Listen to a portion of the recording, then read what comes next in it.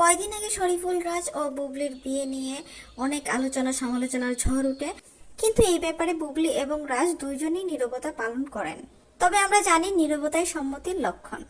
এদিকে 13 জুন 2024 একটি প্রেস কনফারেন্সে সাংবাদিকের সাথে হয়ে গেল তুমুল ঝড়। এবার আসি মূল ঘটনায়, আসলে কি হয়েছিল সেখানে। বন্ধুরা, আপনারা সবাই জানেন এই ঈদে রিলিজ হচ্ছে শাকিব খানের তুফান। আসছে তুফান। অন্যদিকে একই সাথে রিলিজ হচ্ছে রিভেঞ্জ, বুবলির রিভেঞ্জ।